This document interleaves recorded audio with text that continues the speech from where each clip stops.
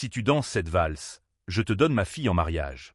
William Thompson ricana assez fort pour que toute l'élite de Manhattan puisse l'entendre, pointant son verre de champagne vers la femme noire qui venait de trébucher et de renverser un plateau en cristal sur le sol en marbre du salon.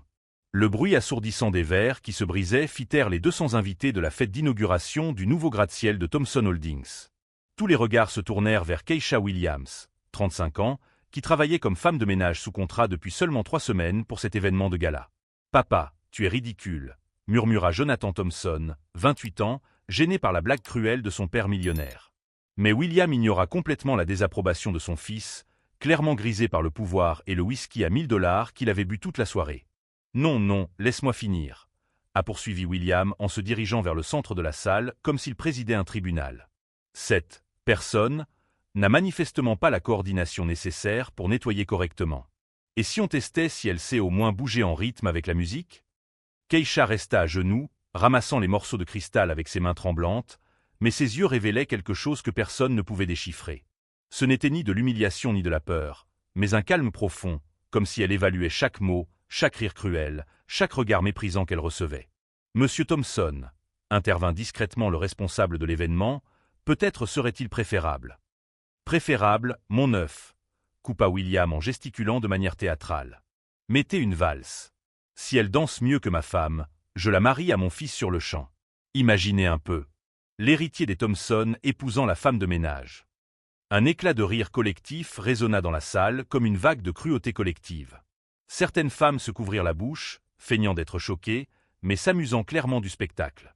Les hommes secouaient la tête, comme s'ils assistaient à une comédie de mauvais goût parfaitement acceptable. Keisha se leva enfin, s'essuie les mains sur son tablier et regarde William Thompson droit dans les yeux. Pendant un moment qui semble durer une éternité, elle reste silencieuse, comme si elle prenait une décision qui allait changer non seulement cette soirée, mais toute la dynamique du pouvoir dans cette pièce. « J'accepte », dit-elle d'une voix claire qui tranche l'air comme une lame tranchante. La salle fut plongée dans un silence total. Même l'orchestre cessa de jouer, déconcerté par la tournure inattendue que prenait la situation. William cligna plusieurs fois des yeux, pensant avoir mal entendu. « Pardon ?» demanda-t-il, son arrogance momentanément ébranlée par cette réponse inattendue. « J'ai dit que j'acceptais votre défi », répéta Keisha, avec un sourire subtil qui donna à certains invités un frisson inexplicable. « Mais quand je danserai mieux que votre femme, vous tiendrez votre parole. Même si c'était une blague. » À ce moment-là, alors que tout le monde se moquait et riait encore plus fort, pensant assister à la plus grande humiliation de la décennie, personne ne remarqua l'éclat familier dans les yeux de Keisha, le même éclat qui avait autrefois hypnotisé les foules sur certaines des scènes les plus prestigieuses du monde, avant qu'une seule nuit tragique ne change complètement le cours de sa vie. Si cette histoire de préjugés et de rebondissements éveille votre curiosité, n'oubliez pas de vous abonner à la chaîne, car ce qui va se passer dans cette salle va montrer que sous-estimer quelqu'un peut être l'erreur la plus coûteuse qu'une personne puisse commettre dans sa vie. L'épouse de William, Victoria Thompson, une femme de 50 ans connue pour ses cours de danse de salon destinés à l'élite de Manhattan, s'approcha avec un sourire venimeux. « Chérie, tu penses vraiment que je dois m'abaisser à rivaliser avec ça ?» dit-elle en gesticulant avec dédain en direction de Keisha. « Ne sois pas modeste, Victoria, » rétorqua William, visiblement amusé par la situation. « Tu as remporté ce trophée de valse au club l'année dernière. Ça devrait être plus que suffisant pour cette démonstration. » Keisha observait tout en silence, mais son esprit vagabondait 15 ans en arrière, à l'époque où elle était connue sous le nom de Keisha Morrow, première danseuse étoilée du ballet national américain. Elle se souvenait des soirées où des salles entières se levaient pour l'acclamer, des critiques qui la comparaient aux plus grandes danseuses de l'histoire, de la sensation de voler sur les scènes les plus prestigieuses du monde. Tout avait pris fin en une seule nuit tragique. Une représentation spéciale pour l'élite politique, un accident de voiture sur le chemin du retour, 3 mois de coma, puis un réveil à une réalité cruelle. Ses jambes ne seraient plus jamais les mêmes. Les médecins lui avaient dit qu'elle aurait de la chance si elle pouvait remarcher normalement. Danser professionnellement? Impossible. « Jonathan, » dit William en se tournant vers son fils, « va chercher ton appareil photo. Je veux immortaliser ce moment. Le jour où une femme de ménage a essayé de se faire passer pour une danseuse à mon événement. » Jonathan hésita, clairement mal à l'aise. « Papa, ça va trop loin. Cette fille ne faisait que son travail. » Cette fille, coupa William avec sarcasme, a relevé le défi. Et maintenant, elle va nous divertir. Ou tu préfères que je raconte à ta petite amie la situation embarrassante de la semaine dernière? Le visage de Jonathan pâlit. Keisha comprit qu'il s'agissait de chantage, une nouvelle démonstration du contrôle toxique que William exerçait sur tout ce qui l'entourait. « Mettez la musique », ordonna William au DJ, « et faites vos paris.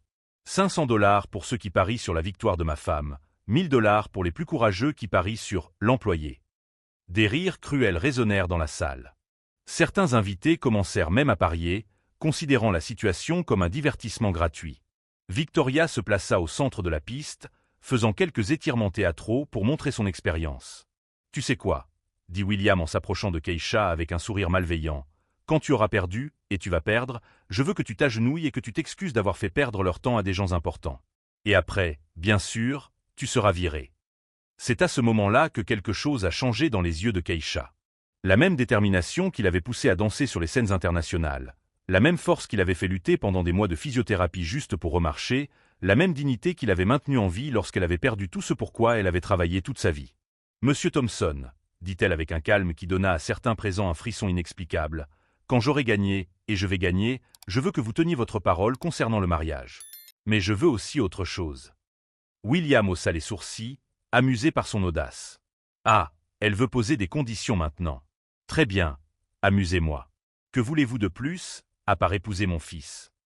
Je veux que vous admettiez, devant tous ces invités, que vous avez jugé une femme à tort sur la couleur de sa peau et son travail. Et je veux des excuses publiques. » La salle devint tendue. Certains invités chuchotèrent entre eux, reconnaissant que la situation avait pris une tournure plus sérieuse qu'ils ne l'avaient prévu. William éclata de rire. « Vous avez du courage, je dois l'admettre. Très bien, j'accepte. Mais quand vous vous ridiculiserez, vous repartirez d'ici non seulement sans emploi, mais aussi sans aucune dignité. » Ce que William Thompson III ne savait pas, c'est qu'il était sur le point d'affronter non seulement une femme de ménage au passé mystérieux, mais aussi une femme qui avait tout perdu et qui savait exactement la valeur de chaque miette de respect dans une société qui l'avait rejetée. Pendant que Victoria s'échauffait avec des pas de danse de salon basique, de l'autre côté de la piste, une tempête silencieuse se préparait. Car il y a une différence énorme entre quelqu'un qui a appris à danser comme passe-temps et quelqu'un qui est né pour faire de la danse son langage universel, même lorsque le destin a tenté de le lui enlever pour toujours.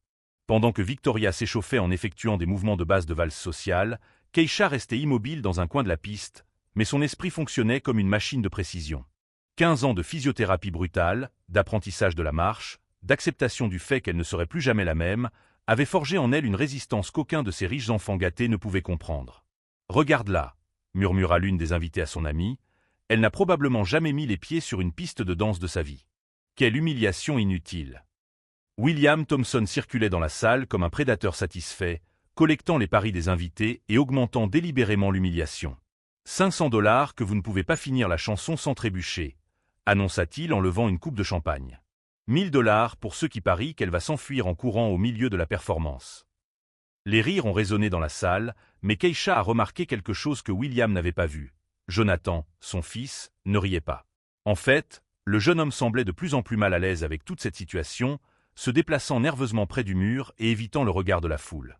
C'est à ce moment-là qu'elle a remarqué quelque chose de familier sur le visage de Jonathan. Ce n'était pas la première fois qu'elle le voyait. Il y a 3 semaines, lorsqu'elle avait commencé à travailler pour Thomson Holdings, elle avait remarqué un jeune homme qui traitait toujours les employés sous-traitants avec respect, contrairement aux autres cadres. C'était lui. « Mademoiselle », dit une voix basse à côté d'elle. Keisha se retourna et vit un homme noir d'environ 60 ans, vêtu de l'uniforme discret du personnel de sécurité de l'immeuble. « Je m'appelle Marcus, je suis chef de la sécurité. Je travaille ici depuis 20 ans. » Il s'approcha discrètement, faisant semblant de vérifier quelque chose sur sa radio. « Je vous ai vu danser autrefois, » murmura-t-il si bas qu'elle seule pouvait l'entendre. « Il y a 15 ans, au Théâtre National. Keisha Moreau, danseuse étoile. J'étais agent de sécurité là-bas aussi. » Le cœur de Keisha s'emballa. Quelqu'un l'avait reconnue.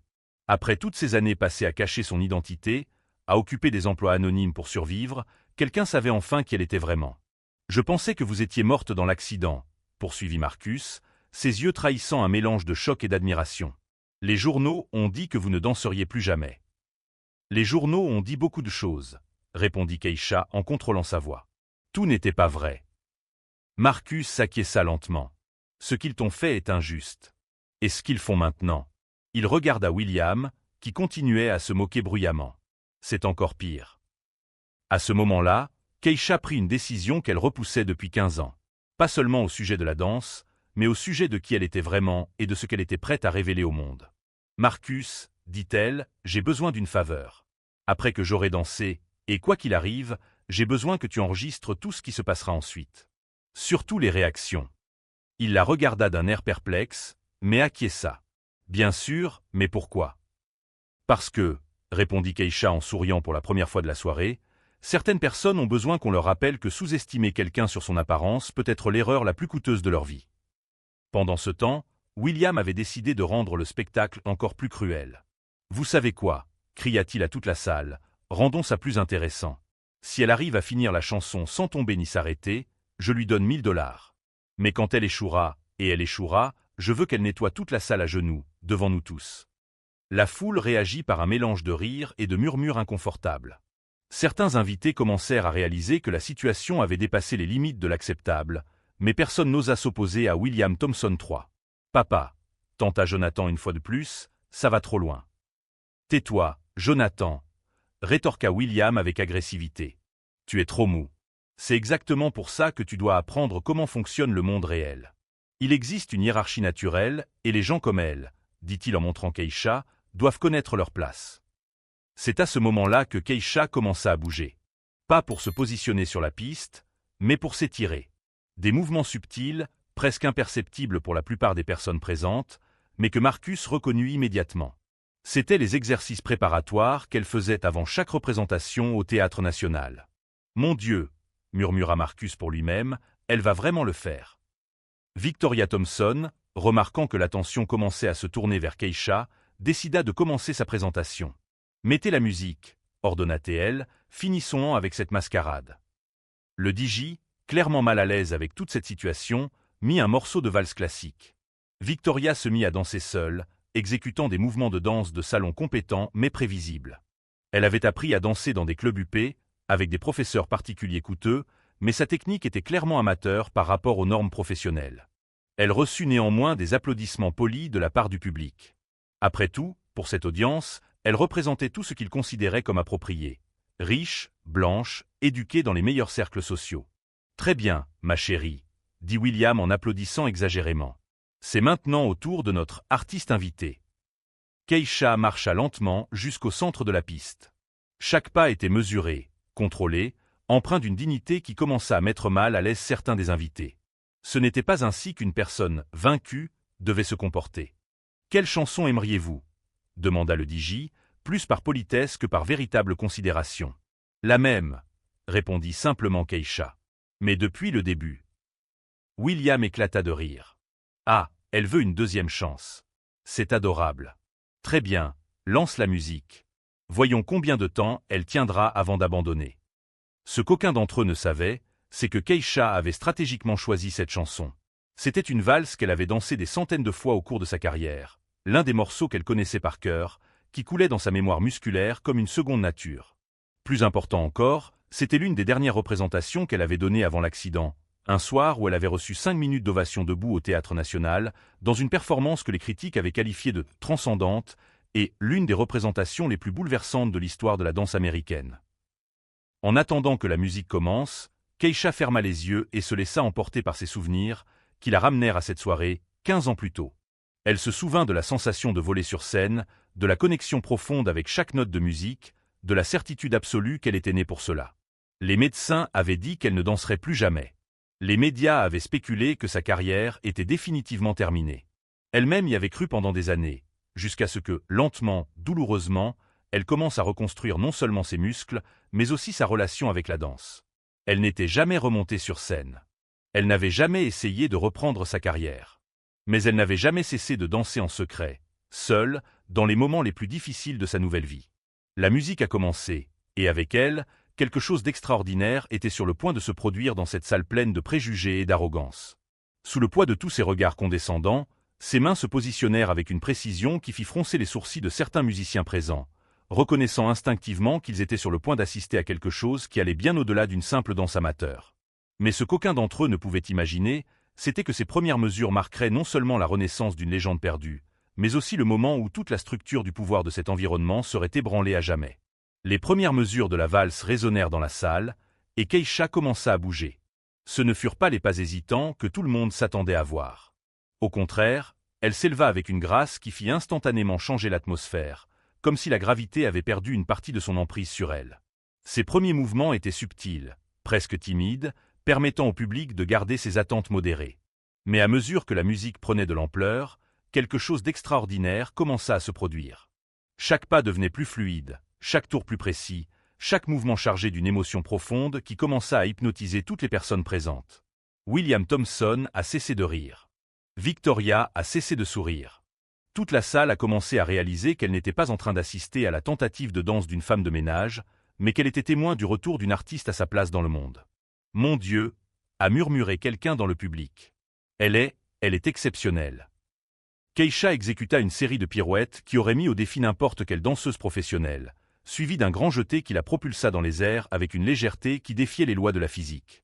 Ce n'étaient pas des mouvements de danse de salon, mais du ballet classique de très haut niveau, magistralement adapté à la valse. Marcus, tenant la promesse faite à Keisha, avait discrètement placé son téléphone portable pour enregistrer non seulement la performance, mais aussi les réactions du public.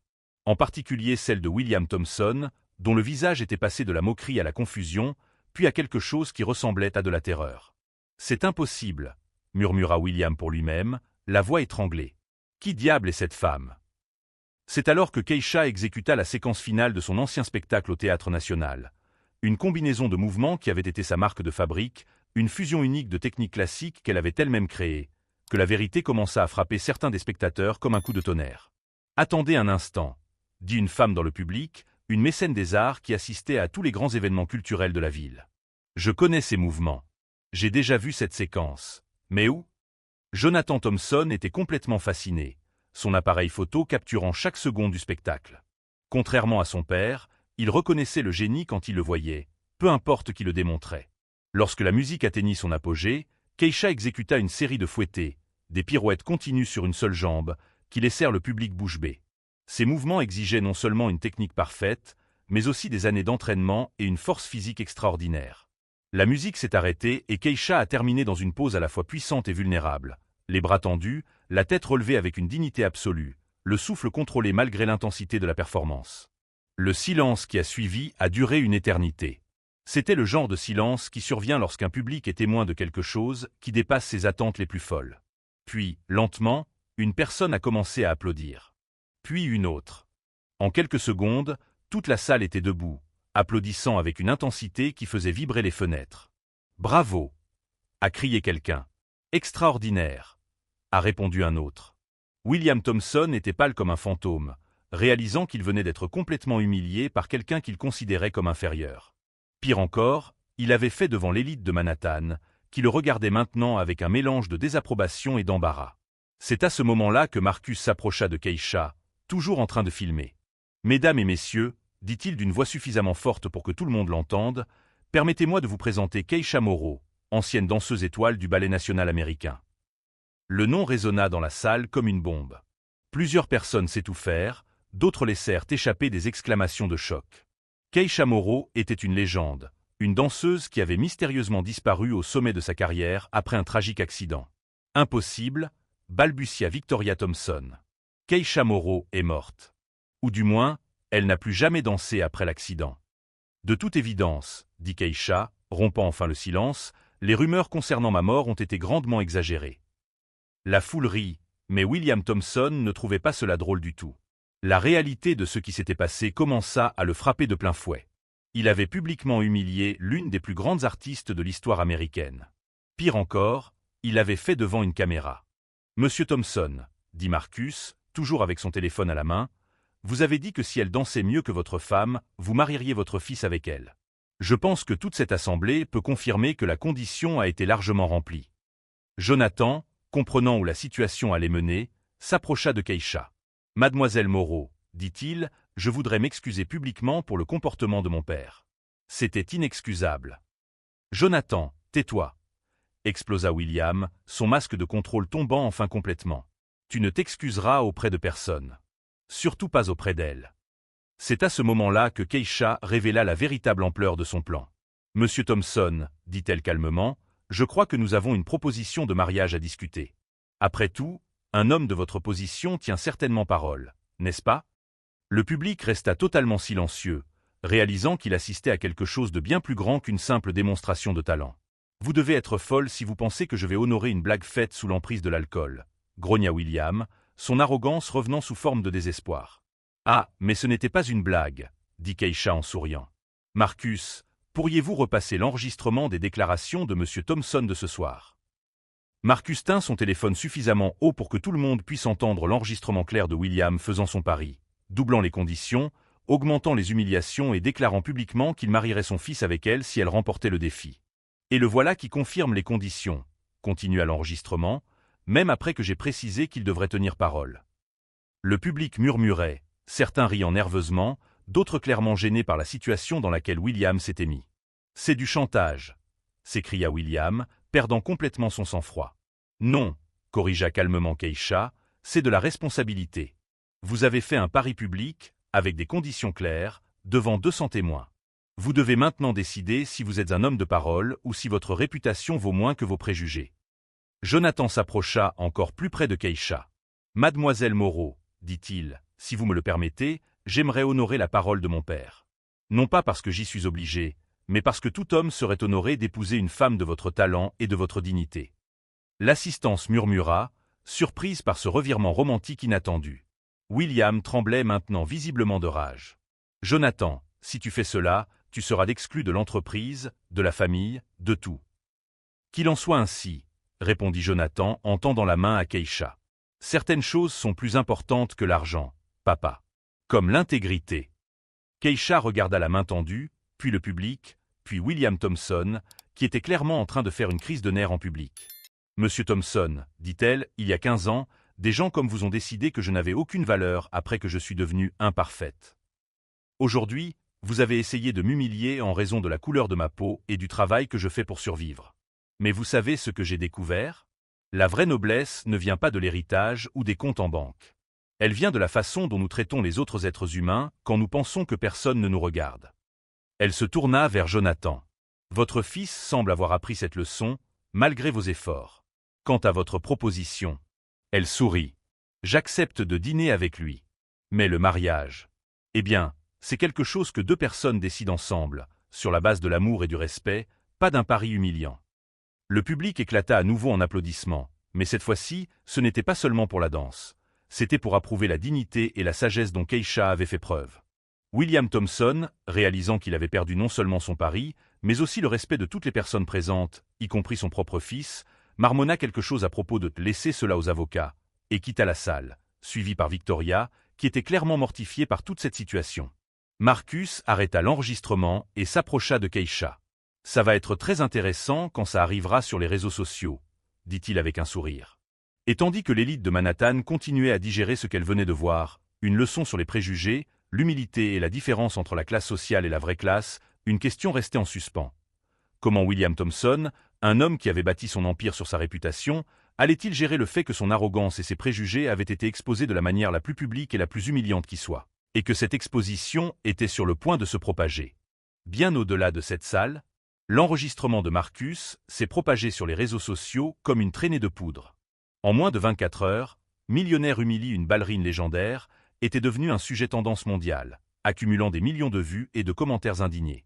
William Thompson III s'est réveillé le lendemain pour découvrir que son entreprise avait perdu 3 contrats d'1 million de dollars pendant la nuit.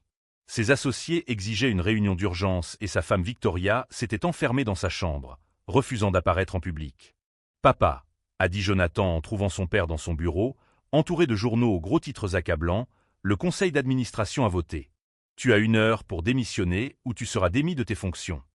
William a regardé son fils, voyant pour la première fois non pas de la soumission, mais de la détermination. « C'est toi qui as fait ça, » a-t-il murmuré. « Tu m'as trahi. »« Non, » répondit Jonathan calmement. « Tu t'es trahi toi-même au moment où tu as décidé que ton arrogance valait plus que ton humanité. » Pendant ce temps, Keisha était submergée d'offres. 3 compagnies de ballet internationales voulaient qu'elle chorégraphie des spectacles spéciaux. Le Lincoln Center avait appelé pour lui proposer un événement en solo. Des producteurs hollywoodiens étaient intéressés par l'adaptation de son histoire au cinéma. Mais l'offre qui l'a le plus touché venait d'un groupe inattendu, les enfants de l'école communautaire où elle enseignait avant de travailler pour Thomson Holdings. Ils avaient réuni leurs économies, 23 $ au total, pour lui offrir une bourse afin qu'elle reprenne l'enseignement. « J'accepte », a répondu Keisha, émue, Mais à une condition. Nous allons transformer cela en quelque chose de plus grand. 6 mois plus tard, le Keisha Mauro Center for the Art a ouvert ses portes au cœur de Manhattan, financé par des dons provenant du monde entier après que son histoire soit devenue virale. Jonathan Thompson, qui dirigeait désormais une version entièrement repensée de l'entreprise familiale axée sur la responsabilité sociale, a été le premier grand donateur. William Thompson, quant à lui, avait tout perdu. Son entreprise, sa réputation, sa famille. Victoria avait demandé le divorce et déménagé en Europe. Il a été vu pour la dernière fois travaillant comme consultant subalterne dans une petite entreprise, l'ombre de l'homme arrogant qui croyait autrefois que l'argent lui donnait le droit d'humilier d'autres êtres humains. Vous savez ce qui m'impressionne le plus dans toute cette histoire, a déclaré Marcus lors de l'inauguration du centre, en regardant Keisha enseigner à une classe d'enfants divers et souriants. Ce n'était pas seulement une victoire sur les préjugés. C'était une leçon sur la façon dont la véritable noblesse répond à la cruauté. Keisha, désormais reconnue comme l'une des plus grandes artistes de sa génération, souriait en regardant ses nouveaux élèves faire leurs premiers pas de ballet. Parfois, dit-elle, nous devons tout perdre pour découvrir qui nous sommes vraiment. Et parfois, les gens doivent tout perdre pour apprendre qu'ils n'auraient jamais dû essayer d'être. Jonathan s'approcha, portant des fleurs qu'il avait lui-même plantées dans le jardin autour du centre. « Prêt pour le dîner ?» demanda-t-il en offrant son bras à Keisha. « Prêt », répondit-elle en acceptant non seulement son bras, mais aussi la nouvelle vie qu'elle avait construite sur les cendres de l'ancienne. La véritable vengeance de Keisha n'a pas été de détruire William Thompson, mais de construire quelque chose d'aussi beau et inspirant que sa cruauté semblait insignifiante en comparaison. Elle a prouvé que lorsque nous affrontons les préjugés avec dignité et répondons à la haine par l'excellence, nous ne faisons pas que gagner, nous transformons le monde qui nous entoure. Et vous, avez-vous déjà été confronté à quelqu'un qui a tenté de minimiser vos rêves sur la base de préjugés ? Racontez-nous votre histoire dans les commentaires et abonnez-vous à notre chaîne pour découvrir d'autres récits qui prouvent que la meilleure réponse à ceux qui nous sous-estiment est tout simplement d'être extraordinaire.